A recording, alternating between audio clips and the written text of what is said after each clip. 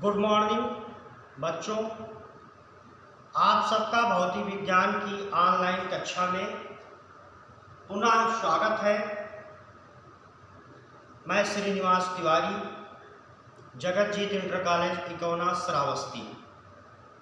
मेरे प्यारे बच्चों, कल मैंने नए लेसन की शुरुआत की थी। कल हमने आप लोगों को विद्युत चुंबकीय प्रेरण के बारे में बताया था और वैद्युत फ्लक्स के बारे में समझाया था। आज हम लोग बात करेंगे फैराडे के विद्युत चुंबकीय प्रेरण के नियम। तो आज का हमारा हेडिंग है Faraday law of electromagnetic induction, Faraday के विद्युत चुंबकीय प्रेरण के नियम। देखिए, फैराडे ने, हमने कल आपको बताया था कि विद्युत चुंबकीय प्रेरण के बारे में 1831 में प्रयोग के द्वारा बताया था। फैराडे ने क्या किया था कि दो कुंडली ले लिए था और दोनों कुंडली लेने के बाद में कुंडली के पास एक दंड चुंबक के नॉर्थ उत्तरी ध्रुव को कुंडली के पास लाते थे, फिर कुंडली से दूर ले जाते थे। तो दोनों स्थितियों में कुंडली का जो दोनों सिरा होता था वो धारामापी से जुड़ा होता था। धारामापी में विक्षेप होती थी, यानी बिना बैटरी के धारामापी में धारा प्रवाहित होती थी। और ये जो धारा होती थी, प्रवाहित होती थी, ये केवल कुंडली के भीतर चुंबकीय फ्लक्स में परिवर्तन के कारण होता था। कल हमने इसकी बात की थी। आज हम लोग बात करेंगे फैराडे के विद्युत चुंबकीय प्रेरण के नियम कौन कौन से। तो फैराडे ने विद्युत चुंबकीय प्रेरण के प्रयोग के आधार पर दो नियम प्रतिपादित किया। फैराडे ने विद्युत चुंबकीय प्रेरण के लिए दो नियम दिए, जिन्हें हम फैराडे के विद्युत चुंबकीय प्रेरण के नियम कहते हैं। फैराडे ने विद्युत चुंबकीय प्रेरण से संबंधित दो नियम प्रयोग के द्वारा दिया, जिसको हम फैराडे का विद्युत चुंबकीय प्रेरण का नियम कहते हैं। प्रथम नियम, फर्स्ट लॉ। तो पहला नियम इन्होंने क्या बताया? पहला नियम इन्होंने यह बताया कि जब किसी परिपथ से बद्ध चुंबकीय फ्लक्स में परिवर्तन हो रहा होता है, यानी कोई परिपथ है और उस परिपथ में चुंबकीय फ्लक्स में परिवर्तन हो रहा है, तो परिपथ में एक प्रेरित विद्युत वाहक बल उत्पन्न हो जाता है, जिसका परिमाण चुंबकीय फ्लक्स के परिवर्तन की ऋणात्मक दर के बराबर होता है। इसे न्यूमैन का नियम भी कहते हैं। आप लोग नोट कर लेंगे परिभाषा, मैं बोल रहा हूं पहला नियम क्या है। तो परिभाषा लिख लीजिए कि जब किसी परिपथ से बद्ध चुंबकीय फ्लक्स में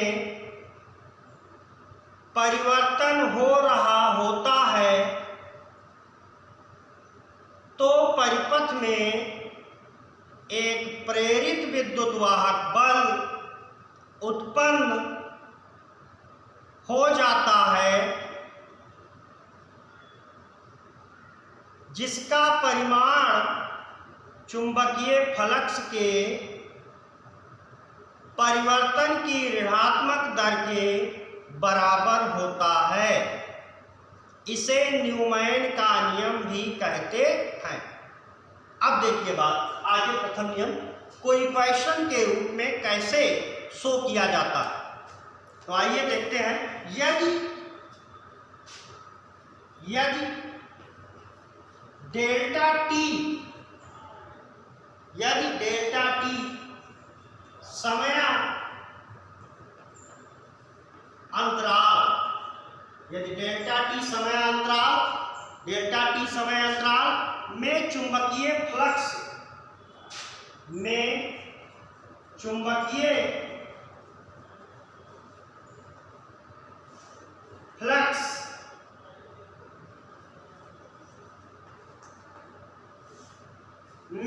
परिवर्तन, चुंबकीय फ्लक्स में परिवर्तन डेल्टा फाई वी हो, चुंबकीय फ्लक्स में परिवर्तन कितना हो, डेल्टा फाई वी हो, तो परिपथ में प्रेरित विद्युत वाहक बल, तो परिपथ में प्रेरित विद्युत वाहक बल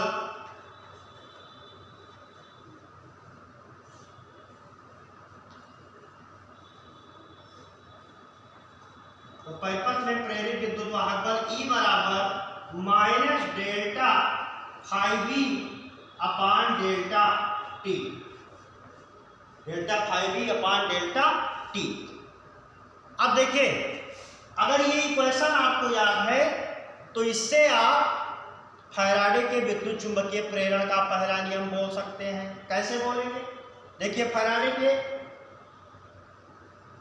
विद्युत चुंबकीय प्रेरण का पहला नियम, देखिए डेल्टा फाई वी मतलब चुंबकीय फ्लक्स में परिवर्तन किसके साथ, समय के साथ। तो कैसे आप बोलेंगे, समय के साथ चुंबकीय फ्लक्स में परिवर्तन की जो परिवर्तन होता है उसका ऋणात्मक मान प्रेरित विद्युत वाहक बल के बराबर होता है।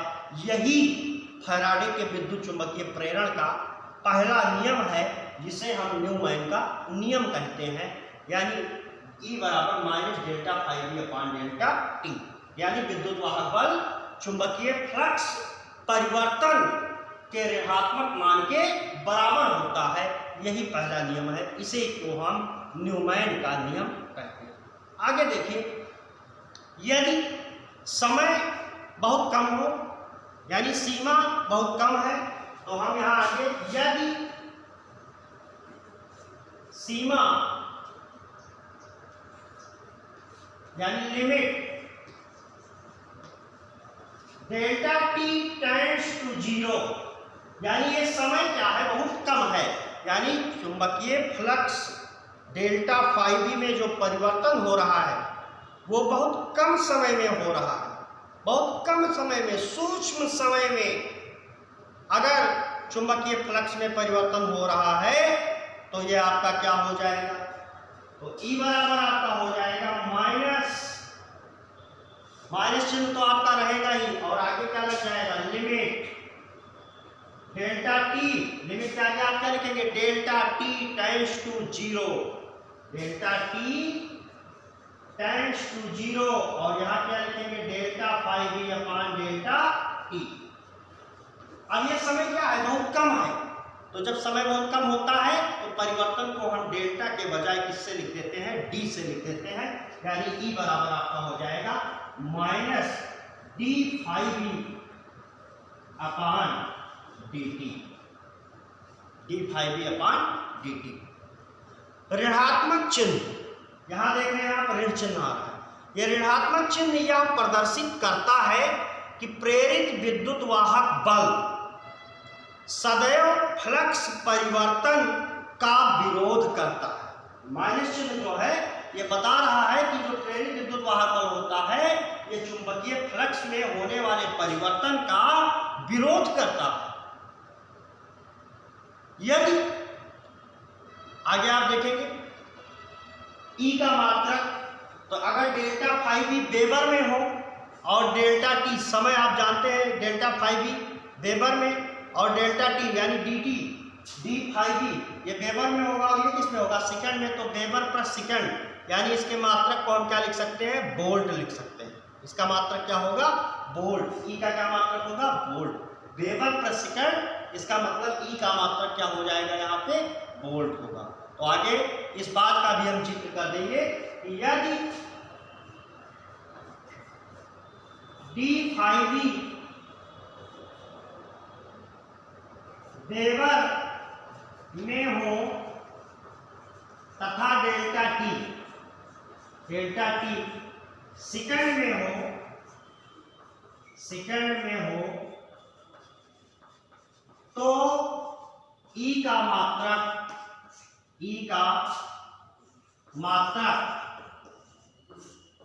वोल्ट होगा। ई का मात्रक क्या होगा? वोल्ट होगा। अब यदि देखिए, मान लीजिए किसी कुंडली को आपने लिया है और उस कुंडली के चुंबकीय फ्लक्स में परिवर्तन हो रहा है। ये तो आपने एक सिंगल फेरे की कुंडली के लिए बात किया। यदि परिपथ में कई कुंडलियां हैं जिनमें तार के कैपिटल एन फेरे हो, तब आप कैसे निकालेंगे? तो इसको आप नोट कर लीजिए, आगे हम इसके बाद बात करेंगे। अब देखिए, यदि परिपथ में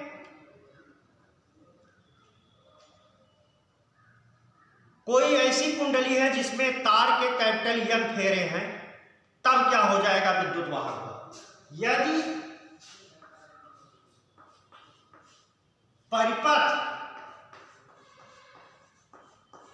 के कुंडली में तार के कैपिटल एन फेरे हैं, तब कैपिटल एन फेरे हैं, तब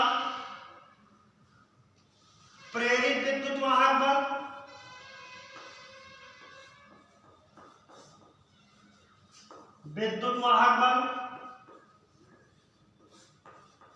तब प्रेरित विद्युत वाहक बल क्या हो जाएगा? तो प्रेरित विद्युत वाहक बल ई बराबर क्या हो जाएगा? Minus delta N delta phi B upon delta T. अब प्रेरित विद्युत वाहक बल ई बराबर हो जाएगा minus N delta phi B upon delta T. आगे देखिए,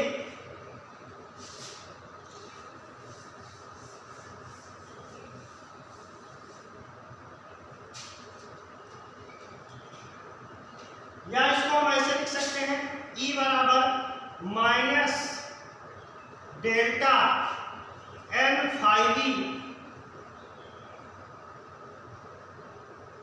बटे डेल्टा टी। इसको ऐसे भी लिख सकते हैं, जहां ये जो आपका लिखा हुआ है, जहां एन फाई बी जो है, एन फाई बी को कुंडली में फ्लक्स ग्रंथिकाओं की संख्या कहा जाता है। यानी ये फ्लक्स ग्रंथिकाओं की संख्या होती है। तो जहां एन फाई बी कुंडली में फ्लक्स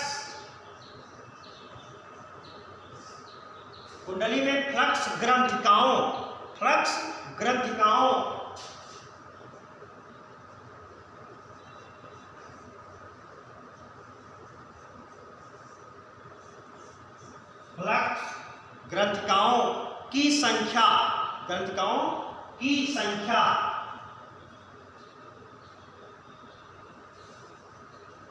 की संख्या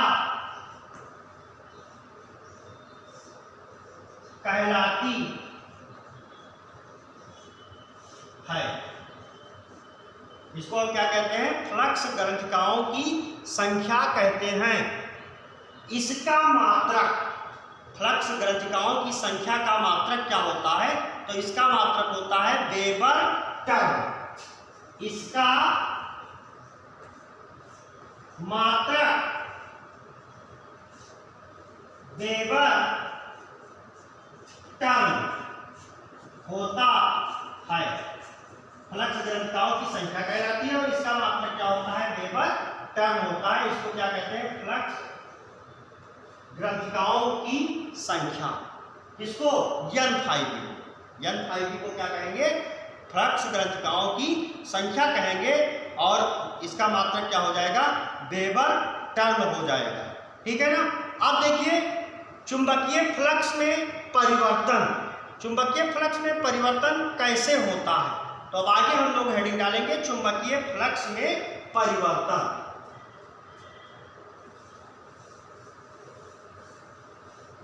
ये पहला नियम आपका समाप्त हो गया। अब हम ये आपको बताएंगे कि चुंबकीय फ्लक्स में परिवर्तन कैसे किया जा सकता है, इसके बारे में हम लोग चर्चा करेंगे।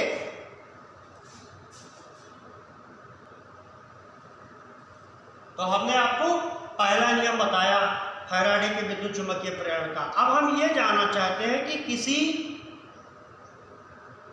मतलब चुंबकीय फ्लक्स जो होता है, चुंबकीय फ्लक्स में कैसे परिवर्तन किया जा सकता है। तो चेंज इन मैग्नेटिक फ्लक्स, चुंबकीय फ्लक्स में परिवर्तन। तो पहला नंबर, चुंबकीय क्षेत्र परिवर्तित करके। पहला नंबर क्या है, चुंबकीय क्षेत्र परिवर्तित, यानी चुंबकीय क्षेत्र में परिवर्तन करके, परिवर्तित करके, चुंबकीय क्षेत्र परिवर्तित करके, यानी चुंबकीय क्षेत्र में परिवर्तन करके हम चुंबकीय फ्लक्स के मान में परिवर्तन कर सकते हैं। कैसे, देखिए इधर मान लीजिए कि ये कोई पृष्ठ है, ये क्या है, कोई पृष्ठ है। अब इस पृष्ठ का जो क्षेत्रफल सदिश है उसकी दिशा इस तरफ है, और यहाँ पर जो चुंबकीय क्षेत्र की दिशा है वो भी ऊपर ही की तरफ है, यानी क्षेत्रफल सदिश के ही दिशा में। तब इस पृष्ठ से गुजरने वाला वैद्युत फ्लक्स क्या हो जाएगा, तब इस पृष्ठ से गुजरने वाला वैद्युत फ्लक्स हो जाएगा φB1, φB1 या φ1 लिख सकते हैं। φ1 बराबर क्या हो जाएगा, BA, अभी कल आपको बताया था कि BA cos थीटा होता है। अब यहाँ पे देखिए इसी दिशा में, इसी तरफ, ये देखिए इसी, ये क्षेत्रफल सदिश की दिशा हो गई और चुंबकीय क्षेत्र की दिशा भी इधर है, यानी B और A के बीच का एंगल कितना, 0, कितना है, 0 है, और cos 0 की वैल्यू 1 होती है। तो इससे गुजरने वाला फ्लक्स यानी ये cos 0 हो जाएगा, और cos 0 हो जाने का मतलब ये है ये आपका हो जाएगा BA। अब देखिए जब हमने क्या काम किया कि कुछ समय के बाद में एकाएक चुंबकीय क्षेत्र को हमने हटा दिया, एकाएक चुंबकीय क्षेत्र को हमने क्या किया, हटा दिया कि यहाँ पे चुंबकीय क्षेत्र नहीं है। तो जब चुंबकीय क्षेत्र नहीं है तो चुंबकीय फ्लक्स φ2 बराबर क्या हो जाएगा, 0 हो जाएगा। अब जब φ2 0 हो गया तब देखिए ना डेल्टा फाई बराबर क्या हो जाएगा, डेल्टा फाई बराबर हो जाएगा φ2 माइनस φ1, यानी यहाँ पे क्या φ2 का मान क्या है, 0, और φ1 का मान क्या है, BA है।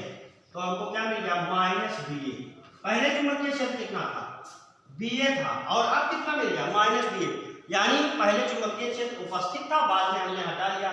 तो चुंबकीय क्षेत्र में परिवर्तन करके, चुंबकीय क्षेत्र को परिवर्तित करके हम चुंबकीय फ्लक्स के मान में परिवर्तन कर सकते हैं। अब दूसरा नंबर बात हम करेंगे कुंडली को चुंबकीय क्षेत्र में घुमाकर। तो दूसरा नंबर हेडिंग क्या डालेंगे हम,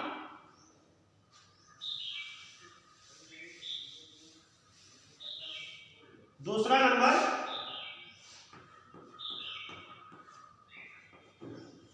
कुंडली को चुंबकीय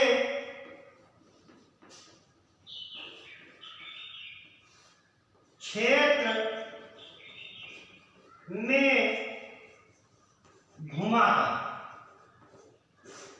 कुंडली को चुंबकीय क्षेत्र में घुमाकर।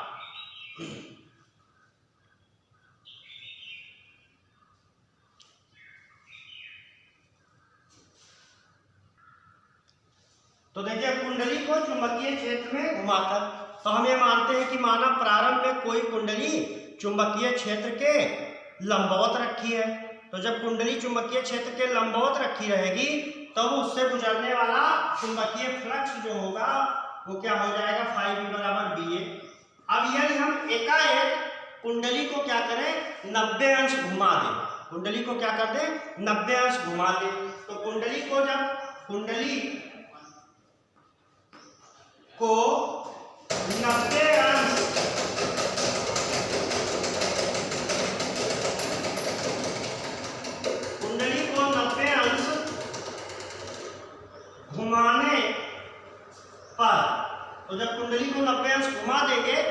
जब कुंडली को 90 डिग्री घुमा दिया जाएगा तो φ2 बराबर क्या हो जाएगा, 0 हो जाएगा। क्यों? क्योंकि BA cos थीटा और थीटा क्या हो जाएगा, 0 हो जाएगा। तो जब थीटा 0 हो जाएगा तो φ2 0 हो जाएगा, यानी चुंबकीय फ्लक्स में परिवर्तन डेल्टा φ बराबर क्या हो जाएगा, तो डेल्टा φ बराबर हो जाएगा φ2 माइनस φ1 बराबर क्या हो जाएगा, 0 माइनस BA, यानी कितना हो जाएगा, माइनस BA होगा। अब अगर 180 अंश घुमा दिया जाए तो 180 अंश अगर आप घुमा देंगे तो ये माइनस BA हो जाएगा, यानी माइनस BA क्या हो जाएगा, माइनस 2BA हो जाएगा। तो चुंबकीय फ्लक्स में हम परिवर्तन कैसे कैसे कर सकते हैं, पहला बताया था आपको, दूसरा है कुंडली को चुंबकीय क्षेत्र में घुमा करके भी हम चुंबकीय फ्लक्स में परिवर्तन कर सकते हैं। अब बात करेंगे हम लोग आगे, तो आगे हम लोग क्या बात करेंगे, देखिए इधर चुंबकीय क्षेत्र में तीसरा नंबर क्या है, तीसरा नंबर मैं आपको समझा देता हूं। तीसरा हेडिंग ये है कि चुंबकीय क्षेत्र में कुंडली का क्षेत्रफल A बदलकर, अगर चुंबकीय क्षेत्र में कुंडली का जो क्षेत्रफल A है उसको अगर हम घटाएंगे या बढ़ाएंगे, उसके क्षेत्रफल में परिवर्तन करेंगे तो भी बद्ध चुंबकीय फ्लक्स में परिवर्तन होगा। कैसे? क्योंकि आप देख रहे हैं BA बराबर किसके होता है, φ के। अगर A परिवर्तित होगा तो φ का मान भी क्या होगा, परिवर्तित होगा, बदल जाएगा। तीन ये कंडीशन है, इन तीन कंडीशन को हम अप्लाई करके चुंबकीय फ्लक्स में परिवर्तन कर सकते हैं। अब हम हेडिंग डालेंगे दूसरे नियम को। कौन सा हेडिंग डालेंगे, दूसरा नियम। तो आ हेडिंग डालेंगे सेकंड लॉ, दूसरा नियम। तो दूसरा नियम क्या है, किसी परिपथ में प्रेरित विद्युत वाहक बल अथवा प्रेरित धारा की दिशा सदैव ऐसी होती है कि यह उस कारण का विरोध करती है जिससे स्वयं उत्पन्न होती है। इसे लेंज का नियम कहते हैं। दूसरा नियम क्या है, तो दूसरा नियम यह है कि किसी परिपथ में प्रेरित विद्युत वाहक बल अथवा प्रेरित धारा की दिशा सदैव ऐसी होती है कि यह उसी का विरोध करती है जिससे स्वयं उत्पन्न होती है। इसे लेंज का नियम भी कहते हैं। यही हमारा फैराडे का विद्युत चुंबकीय प्रेरण का दूसरा नियम है। अब देखिए, ये जो लेंज का नियम है, इसकी व्याख्या को कैसे हम समझ सकते हैं, तो थोड़ा डिस्कस इसके बारे में हम कर रहे हैं। कल हमने आपको बताया था विद्युत चुंबकीय प्रेरण को एक प्रयोग के द्वारा। कल हमने बताया था आपको कि जब किसी कुंडली के समीप किसी चुंबक का उत्तरी ध्रुव पास लाया जाता है तो कुंडली में प्रेरित धारा ऐसी दिशा में प्रवाहित होती है कि कुंडली का चुंबक के सामने वाला तल उत्तरी ध्रुव की तरह से कार्य करता है। अतः यह पास आते हुए चुंबक को दूर हटाने का प्रयत्न करती है, क्योंकि आप जानते हैं कि चुंबक के विपरीत ध्रुवों के बीच में प्रतिकर्षण होता है। अब देखिएगा, अर्थात उसकी गति का विरोध करती है। जो वो पास आ रहा है चुंबक का उत्तरी ध्रुव, उसका क्या कर रही है, विरोध कर रही है। इसी प्रकार जब चुंबक के उत्तरी ध्रुव को कुंडली से दूर हटाते हैं तो जो कुंडली होती है, कुंडली में प्रेरित धारा की दिशा इस प्रकार होती है कि कुंडली का सामने वाला तल दक्षिणी ध्रुव की तरह कार्य करता है। अब यह चुंबक को अपनी ओर आकर्षित करता है, अर्थात उसी गति का पुनः विरोध करता है। ठीक इसी प्रकार जब चुंबक के दक्षिणी ध्रुव को कुंडली के पास ले जाते हैं अथवा दूर हटाते हैं तो कुंडली में प्रेरित धारा की दिशा इसी प्रकार होती है कि वह चुंबक की गति का विरोध करती है। अतः स्पष्ट है, इन बातों से स्पष्ट रूप से हम कह सकते हैं कि प्रत्येक दशा में चुंबक को गतिमान करने के लिए इस विरोधी बल के कारण कुछ यांत्रिक कार्य करना पड़ता है। कुछ यांत्रिक कार्य करना पड़ता है। ऊर्जा संरक्षण के नियम के अनुसार ठीक यही कार्य हमें कुंडली में वैद्युत ऊर्जा के रूप में प्राप्त होता है। यानी चुंबक को कुंडली के पास लाने में या दूर ले जाने में हमको जो कार्य करना पड़ता है वो ऊर्जा संरक्षण का नियम आप जानते ही हैं कि क्या है। ऊर्जा संरक्षण के नियम के अनुसार ये जो कार्य होता है ये हमें कुंडली में वैद्युत ऊर्जा के रूप में प्राप्त होता है। हम चुंबक को जितना तेजी से चलाएंगे उतनी ही तेजी से कार्य करना होगा, अर्थात धारा उतनी ही प्रबल होगी। यदि हम कुंडली किसी स्थान पर कटी हो, यदि जो हमारे पास कुंडली है वो किसी स्थान पर कटी हो यानी परिपथ क्या हो, खुला हो, तब चुंबक को चलाने पर धारा प्रेरित नहीं होगी, ठीक है, तथा कोई कार्य भी नहीं होगा। उपरोक्त प्रयोगों में या मतलब ये जो प्रयोग की बात हमने की, इन प्रयोगों से यह स्पष्ट है कि यदि कुंडली में प्रेरित धारा की दिशा चुंबक की गति का विरोध न करे तो हमें बिना कोई कार्य किए ही लगातार वैद्युत ऊर्जा प्राप्त होती रहेगी, जो कि क्या है, असंभव है। बिना कार्य किए हमको लगातार वैद्युत ऊर्जा प्राप्त नहीं हो सकती है। अतः लेंज का नियम ऊर्जा संरक्षण के सिद्धांत पर आधारित है। मेरे प्यारे बच्चों, इस वीडियो के माध्यम से मैंने आपको फैराडे के विद्युत चुंबकीय प्रेरण के दोनों नियम को बताया है। इसको आप वीडियो देख करके अपने नोट्स में लिखिएगा। आगे हम नए टॉपिक की बात करेंगे। धन्यवाद, शुभ दिन।